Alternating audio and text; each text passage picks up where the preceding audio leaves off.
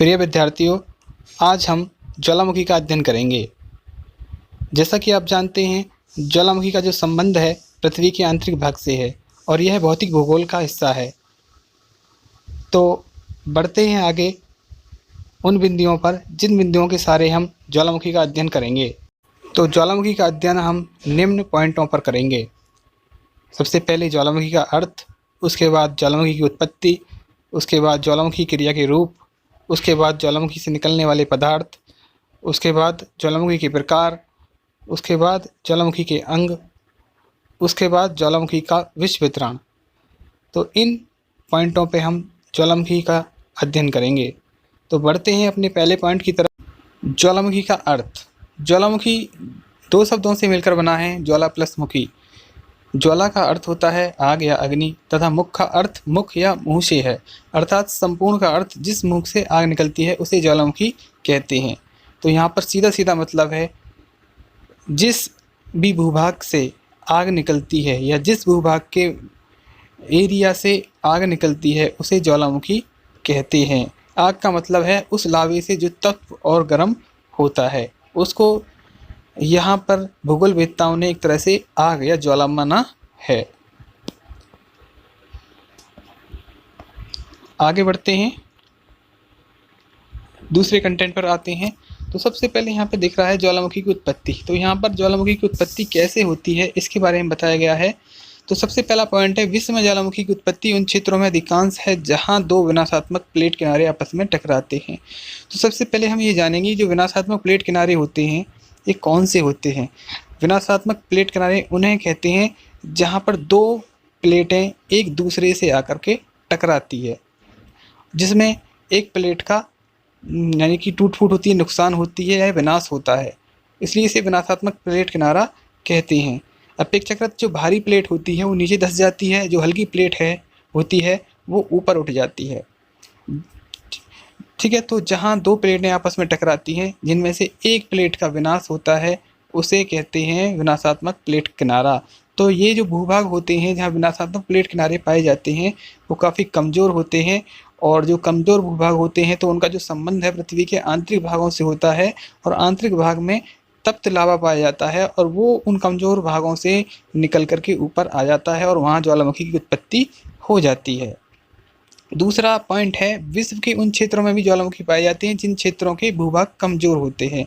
तो जिन क्षेत्रों के जो ऊपरी सतह होती है, धरातल जो होता है वो कमज़ोर पाया जाता है, वहाँ पर भी जो लावा है ऊपर निकल आता है, क्योंकि अगर लावा का नीचे से प्रेशर ज़्यादा होगा तो कमज़ोर भूभागों को तोड़ देगा और ऊपर निकलने लगेगा, जिससे कि ज्वालामुखी का उद्गार हो जाता है। तो ऐसा भी होता है ज्वालामुखी की उत्पत्ति में।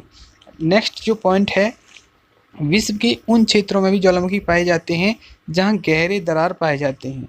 तो जाहिर सी बात है, जहाँ आंतरिक हलचलों के कारण, भूकंप के कारण पृथ्वी की जो सतह है उसमें गहरे गहरे दरार बन जाते हैं और दरार इतने लंबे होते हैं कि पृथ्वी की आंतरिक भाग तक पहुंच जाते हैं।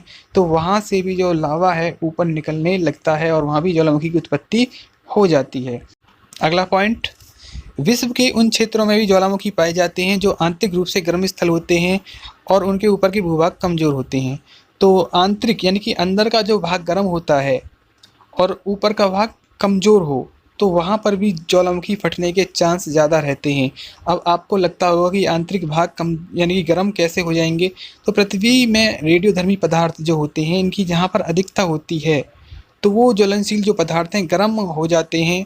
गर्म होने के कारण जो ऊपर का अगर उनका भाग कमज़ोर होगा तो वहाँ पर ज्वालामुखी प्रकट होने लगेंगे। हवाई द्वीप में इस प्रकार के ज्वालामुखी पाए गए हैं। जो संयुक्त राज्य अमेरिका का जो प्रशांत महासागर में द्वीप है हवाई द्वीप, वहाँ पर भी ऐसे ज्वालामुखी पाए जाते हैं। इन्हें इंग्लिश में कहते हैं हॉट स्पॉट यानी गर्म स्थल, उनके ऊपर ज्वालामुखी क्रियाएं हो जाती हैं। बढ़ते हैं आगे, तीसरे कंटेंट पर आते हैं हम, ज्वालामुखी क्रिया के रूप। तो जैसा कि यहाँ पे लिखा हुआ है, ज्वालामुखी क्रिया दो रूपों में संपन्न होती है। ए, अवयांत्रिक या धरातल के नीचे, यानी कि धरातल के नीचे जो फ्लो आता है लावा का उसकी बात करी गई है, वाह या धरातल के ऊपर। तो यहाँ पे अवयांत्रिक क्रिया के बारे में बताया भी गया है। अवयांत्रिक क्रिया में मैग्मा आदि धरातल के नीचे जमा होकर ठोस रूप धारण कर लेते हैं। इनमें प्रमुख वैथोलिथ, फैकोलिथ, सिल तथा डाइक हैं। तो अभियांत्रिक या जो अंदर की क्रिया के कारण जो स्थलाकृति बनती हैं उनका वर्णन किया गया है यहाँ पे। तो अभियांत्रिक क्रिया में जो होता है, जब मैग्मा पृथ्वी के आंतरिक भाग से ऊपर आता है तो उस आंतरिक भाग में अंदर ही अंदर कई दरारें मिल जाती हैं और उन दरारों में वो लावा भर जाता है और लावा भरने के कारण इसमें अंदर ही अंदर कई प्रकार की आकृतियाँ बन जाती हैं और इन्हीं आकृतियों को यहाँ पे लिखा गया है बैथोलिथ, फैकोलिथ, सिल और डाइक। ये आकृतियाँ जो पृथ्वी के आंतरिक भाग में लावा के जम जाने के कारण बनती हैं। वाह क्रिया में गर्म पदार्थ के धरातल पर प्रकट होने की क्रियाएं सम्मिलित होती हैं। तो वाह क्रिया में क्या होता है कि एक तो ज्वालामुखी तो फटता ही फटता है, उस ज्वालामुखी में से जो लावा निकलता है उसका धरातलीय प्रवाह होता है, यानी धरातल पर वो फैलता है। अगर गर्म लावा होता है तो धरातल पर फैलता है। लावा कई प्रकार का होता है, मुख्यतः मैं मानता हूँ 2 प्रकार का लावा होता है, एक तो गाढ़ा लावा और एक पतला लावा। अगर गाढ़ा लावा होगा तो वो ज़्यादा दूरी तक फैलेगा नहीं, वहीं कि वहीं एकदम शंकु की भांति वो पर्वतनुमा रूप ले लेता है। और जो लावा पतला होता है वो अधिक दूरी तक फैल जाता है, तो इसे बोलते हैं धरातलीय प्रवाह। तो इस तरह से लावा निर्मित मैदानों का जन्म होता है। भारत में जो महाराष्ट्र में दक्कन ट्रैप है, इसी की जो काली मिट्टी है उसका बना हुआ है। गर्म जल के सोते, तो जहाँ से लावा की उत्पत्ति होती है, लावा का उद्गार होता है, अगर वहीं कहीं पानी निकलने के स्रोते हैं तो वो पानी उस लावा की गर्मी के संपर्क में आ जाता है या गर्म स्थल के संपर्क में आता है, तो गर्म वो जो जल होता है गर्म हो जाता है, जिससे कि गर्म जल के सोते निकलने लगते हैं, गर्म जल ऊपर आने लगता है। गीजर, गीजर भी कुछ इसी तरह की क्रिया होती है।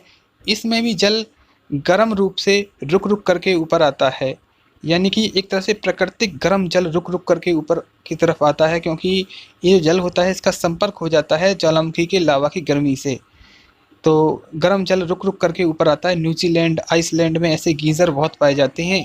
गर्म जल के साथ साथ वाष्प भी निकलती है भारी मात्रा में यहाँ से। ये जो गीज़र होते हैं काफ़ी ऊंचे होते हैं।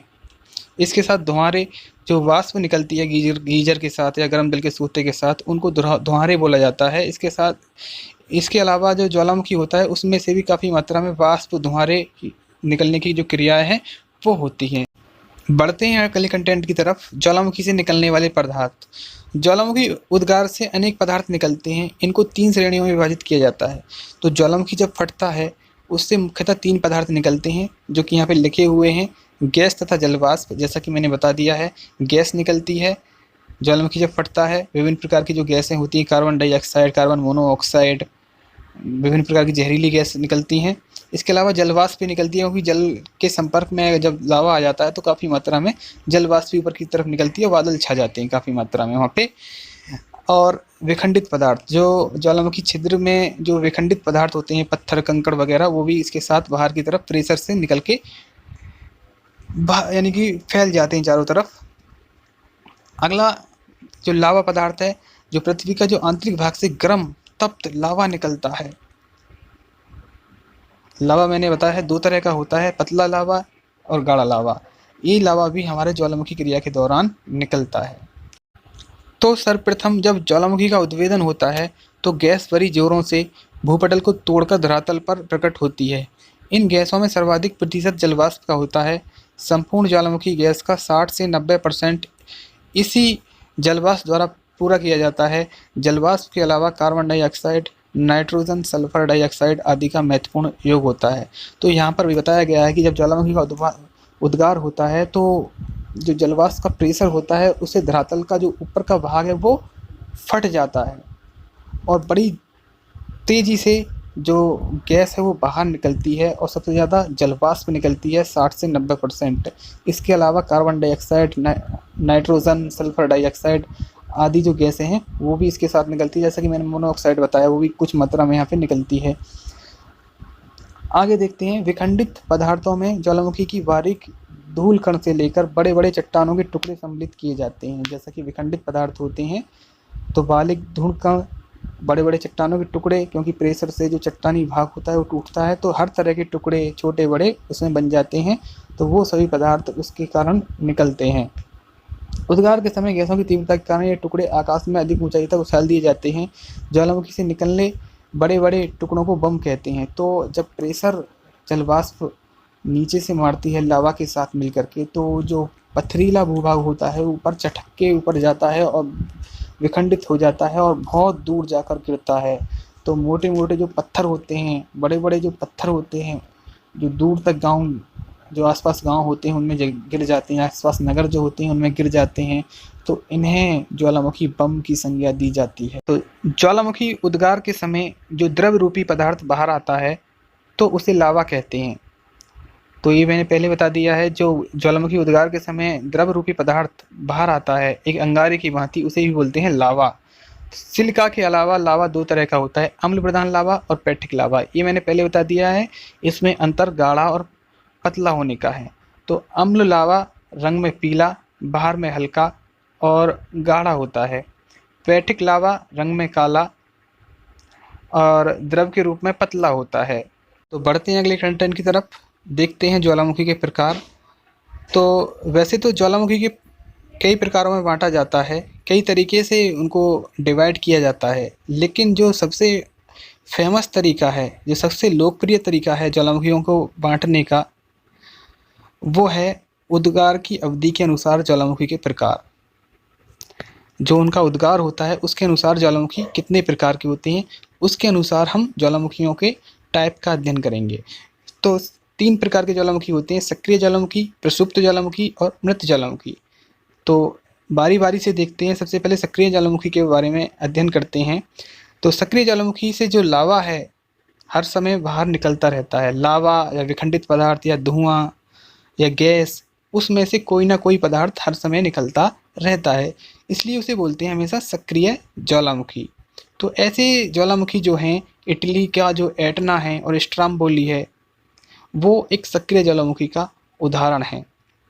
भारत में भी एक जो बैरन द्वीप है, वहाँ पर भी एक मात्र भारत का सक्रिय ज्वालामुखी है बंगाल की खाड़ी में, मैं आपको बता देना चाहता हूँ। तो सक्रिय ज्वालामुखी वह होता है जिसमें से हमेशा गैस धुआंरे निकलते रहते हैं। अब नेक्स्ट पॉइंट की तरफ बढ़ते हैं, प्रसुप्त ज्वालामुखी। तो प्रसुप्त ज्वालामुखी ऐसे ज्वालामुखी होते हैं जो उद्गार के बाद शांत पड़ जाते हैं। उद्गार के उनमें लक्षण दिखाई नहीं पड़ते हैं, लेकिन अचानक से उनमें दोबारा उद्गार या विस्फोट हो जाता है, जिससे कि अपार जनधन की हानि होती है।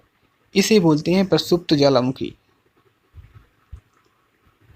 तो अचानक से जिसमें विस्फोट हो जाता है, यानी कि एक समय उद्गार हुआ या विस्फोट हुआ, फिर कई वर्षों तक, 100 वर्षों तक शांत रहते हैं ऐसे ज्वालामुखी, 50 वर्षों तक शांत रहते हैं, फिर अचानक से वो फट जाता है। तो ऐसे ज्वालामुखी को बोलते हैं प्रसुप्त ज्वालामुखी या शांत ज्वालामुखी। तो एक ऐसा ज्वालामुखी का उदाहरण यहाँ पे लिखा हुआ है, माउंट वेसुवियस। ये जो ज्वालामुखी है प्रसुप्त ज्वालामुखी का एक उदाहरण है। मृत ज्वालामुखी ऐसे ज्वालामुखी जिनसे कभी पहले उद्गार हुआ था और निकट भविष्य में उनसे कभी उद्गार होने की संभावना नहीं होती है। उनका जो मुख होता है उसमें पानी भर जाता है, उनसे झीलों का निर्माण होता है, तो उनसे बोलते हैं ज्वालामुखी झीलें। तो ऐसे ज्वालामुखी जिनसे कभी उद्गार होने की संभावना नहीं होती है, ऐसे ज्वालामुखी को बोला जाता है मृत ज्वालामुखी। तो ऐसे जो ज्वालामुखी है, ईरान में एक कोहे सुल्तान नाम का ज्वालामुखी है और एक देवबंद नाम का ज्वालामुखी है, ये मृत ज्वालामुखी के उदाहरण हैं। ऐसे ही म्यांमार हमारा पड़ोसी देश है, वहाँ पर एक पोपा नाम का ज्वालामुखी है, वो भी एक मृत ज्वालामुखी का उदाहरण है। भारत की जो बंगाल की खाड़ी है वहाँ पर भी एक नरकोडम द्वीप है, वहाँ पर उसे भी ये माना जाता है कि मृत ज्वालामुखी है, नरकोडम द्वीप जो यहाँ पे बसा हुआ है। ठीक है, बढ़ते हैं अगले कंटेंट की तरफ। यहाँ पर आपको दृश्य दिखाया गया है सक्रिय ज्वालामुखी का। देखो इसमें से किस तरह से धुआंरे निकल रहे हैं, इसे बोलेंगे हमेशा सक्रिय ज्वालामुखी। देखो ये जो प्रसुप्त ज्वालामुखी है या शांत ज्वालामुखी है, एकदम शांत पड़े हैं, कभी इसमें से उद्गार हुआ था और भविष्य में इसमें होने की संभावना है। इसलिए इसके आसपास बसना खतरे से खाली नहीं है। इसे बोलते हैं प्रसुप्त ज्वालामुखी। नेक्स्ट, मृत ज्वालामुखी। ये जो ज्वालामुखी है, देखो एक झीलनुमा आकृति में बना हुआ है। ये ज्वालामुखी का मुख है दरअसल, और इसे कल्डेरा कहा जाता है। इसमें एक तरह से झील का निर्माण हो गया है। जब यहाँ पानी वगैरह पड़ता होगा तो ये सारा झीलनुमा भर जाता होगा, तो इसमें कभी उद्गार होने की संभावना नहीं होती है, इसलिए इसे बोलते हैं मृत ज्वालामुखी। ये जो बड़ा कल्डेरा है, इस कल्डेरे के अंतर्गत एक छोटा कल्डेरा, यानी कि ज्वालामुखियों के जो कल्डेरे होते हैं इसमें डबल डबल कल्डेरे भी पाए जाते हैं। फिलहाल ये मृत ज्वालामुखी है, इसमें उद्गार होने की संभावना नहीं होती है। आइए अब बढ़ते हैं नेक्स्ट कंटेंट की तरफ, ज्वालामुखी के अंग। तो यहाँ पर आप देख रहे हैं ज्वालामुखी के अंग कौन कौन से होते हैं। सबसे पहले ज्वालामुखी छिद्र। ज्वालामुखी छिद्र जिससे लावा निकलता है, जिसका संबंध जो होता है ज्वालामुखी नली से होता है, तो उसे बोलते हैं ज्वालामुखी छिद्र। ज्वालामुखी क्रेटस, जो ऊपरी जो भूभाग होता है गोलाकार, उसे बोलते हैं ज्वालामुखी क्रेटस, जिससे भी लावा निकलता है, ऊपर का जो भूभाग होता है। इसका संबंध ज्वालामुखी छिद्र से ही होता है। ज्वालामुखी शंकु, जब लावा छिद्र के आसपास जमा हो जाता है तो एक शंकुनुमा आकृति बन जाती है, तो उसे बोलते हैं ज्वालामुखी शंकु। ऐसा शंकु तब निर्मित होता है जब लावा जो होता है गाढ़ा होता है। देखो यहाँ पे दिखाया गया है ज्वालामुखी पाइप बीच में, जिसमें से लावा ऊपर की तरफ आता है, तो इसे ज्वालामुखी नली या ज्वालामुखी पाइप बोलते हैं। तो एक मुख्य पॉइंट थे ज्वालामुखी अंगों के। आगे बढ़ते हैं अब नेक्स्ट कंटेंट की तरफ, ज्वालामुखी का विश्व वितरण। तो एक महत्वपूर्ण कंटेंट है ज्वालामुखी का विश्व वितरण। तो ज्वालामुखी को 3 पेटियों में विभाजित किया जाता है, ठीक है। तो विश्व में ज्वालामुखी के वितरण को दर्शाया गया है 3 पेटियों में। कौन कौन सी 3 पेटियां हैं? परिप्रशांत तटीय पेटी, दूसरी है मध्य महाद्वीपीय पेटी, और तीसरी है मध्य अटलांटिक कटक पेटी। तो ये जो पेटियां हैं, इनका और प्लेट टेक्टोनिक्स का बहुत ही गहरा संबंध है। इस पे मैं कभी आगे नेक्स्ट टाइम में वीडियो भी बनाऊंगा। तो प्रशांत महासागरीय पेटी के अंतर्गत विश्व के लगभग 2/3 ज्वालामुखी पाए जाते हैं। यहाँ ज्वालामुखी प्रशांत महासागर के दोनों तटीय भागों, द्वीप चापों तथा समुद्री द्वीपों के सहारे पाए जाते हैं। ज्वालामुखी की इसी श्रृंखला को महासागर का ज्वालाव्रत, फायर रिंग ऑफ पैसिफिक कहते हैं। तो जैसा कि आप जानते हैं कि 2/3 75% ज्वालामुखी जो पाए जाते हैं प्रशांत महासागर के चारों ओर पाए जाते हैं। जो प्रशांत महासागर के जो चारों ओर के भाग हैं, उनमें आप देख सकते हैं कि कहाँ कहाँ पर सबसे अधिक ज्वालामुखी क्रियाएं सक्रिय पाई जाती हैं। तो जापान, फिलीपाइंस, ठीक है, संयुक्त राज्य अमेरिका का जो रॉकी पर्वतीय भाग है, यानी कि पश्चिमी तटीय क्षेत्र, और दक्षिणी अमेरिका का जो एंडीज पर्वतीय भाग है, उसका भी पश्चिमी क्षेत्र, यहाँ पर ज्वालामुखी क्रियाएं सक्रिय मिलती हैं। तो कुल मिलाकर प्रशांत महासागर के चारों ओर विश्व के 2/3 ज्वालामुखी पाए जाते हैं, 75%। इसीलिए प्रशांत महासागर को रिंग ऑफ फायर या फायर रिंग ऑफ पैसिफिक या प्रशांत महासागर का अग्निव्रत या ज्वालाव्रत भी कहते हैं। मध्य महाद्वीपीय पेटी। मध्य महाद्वीपीय जो पेटी है, उसका जो प्रारंभ होता है, यानी कि स्टार्टिंग होती है अटलांटिक कटक से होती है। यानी कि जो अटलांटिक महासागर में जो मध्य अटलांटिक कटक है, वहाँ से इसका प्रारंभ होता है। यहाँ से यह जो पेटी है आइसलैंड तथा स्कॉटलैंड होती हुई कनारी द्वीप पहुँचती है। यानी कनारी द्वीप जो है ये अफ्रीका महाद्वीप के उत्तर पश्चिमी भाग में स्थित है, वहाँ पर ये पहुँच जाती है। तो यहाँ से ये जो है 2 शाखाओं में बढ़ जाती है। एक शाखा अंध महासागर होती हुई पश्चिमी द्वीप समूह तक पहुँच जाती है, और दूसरी जो शाखा होती है वो अफ्रीका में चली जाती है। ये जो अफ्रीका वाली शाखा है, ये अफ्रीका में जो भ्रंश घाटी है उसके सहारे पाई जाती है, तथा ये जो विक्टोरिया झील तक पहुँच जाती है और नील नदी का अनुसरण करती है। इसी की एक शाखा स्पेन इटली होती हुई काकेसिया पहुंच जाती है, यानी कि अफ्रीका वाली की एक और शाखा निकल करके स्पेन से इटली होती हुई काकेशस पर्वत तक पहुंच जाती है और यहाँ से ये हिमालय पर्वत तक आ जाती है, जो भारत का ग्रेट हिमालय है उत्तर में, वहाँ तक ये आ जाती है और वहाँ से ये वर्मा तक, यानी कि अराकान योमा जो पर्वत श्रेणी है बर्मा के उत्तरी भाग में, वहाँ तक ये पहुँच जाती है और वर्मा से ये साउथ ईस्ट एशिया के जो देशों में वहाँ तक चली जाती है। तो यहाँ हिमालय क्षेत्र को छोड़कर अधिकांश जो ज्वालामुखी क्रियाएं पाई जाती हैं वो विनाशात्मक प्लेट किनारों के सहारे ही पाई जाती हैं। अब अगला पॉइंट देखते हैं हम, मध्य अटलांटिक कटक पेटी। तो यहाँ पर जो मध्य अटलांटिक कटक पेटी है, ये जो मध्य अटलांटिक महासागर में पाई जाती है, यहाँ पर दो प्लेटों का अपसरण होता है। अपसरण का मतलब है एक दूसरे के विपरीत खिसकती हैं, जिस कारण जो बीच वाला भाग है या कटक वाला भाग है, इसके सहारे एक दरार या भ्रंश का निर्माण हो जाता है। अब ये जो भ्रंश है वहाँ तक जाता है, यानी क्रस्ट के नीचे, जो भूमि की जो क्रस्ट है उसके नीचे तक भ्रंश जाता है और नीचे पहुँचते पहुँचते वो दुर्बलता मंडल तक पहुँच जाता है, यानी कि जहाँ लावा जमा रहता है वहाँ तक वो भ्रंश पहुँच जाता है और उसी दुर्बलता मंडल से बेसाल्ट मैग्मा ऊपर निकलने लगता है और जिससे वहाँ पे ज्वालामुखी क्रियाएं पाई जाती हैं। तो देखिए जो मध्य अटलांटिक कटक है वहाँ पर दो प्लेटें एक दूसरे के विपरीत खिसकती हैं और एक दूसरे के विपरीत खिसकने के कारण वहाँ पे भ्रंश का निर्माण हो जाता है। भ्रंश इतना गहरा होता है कि वो पृथ्वी के आंतरिक भाग तक चला जाता है। जो आंतरिक भाग है जो दुर्बल है, यानी कि जो कमज़ोर है, वहाँ तक पहुँच जाता है और वहीं से वो मैग्मा या लावा ऊपर निकलने लगता है और वहीं पर ज्वालामुखी क्रियाएं पाई जाती हैं। तो अटलांटिक कटक के सहारे ज्वालामुखी क्रियाएं हमें देखने को मिलती हैं। ये ज्वालामुखी की तीसरी पेटी है। आगे बढ़ते हैं हम। देखो विश्व का जो मानचित्र है इसमें देखो ज्वालामुखी का वितरण की 3 पेटियां दिखाई गई हैं।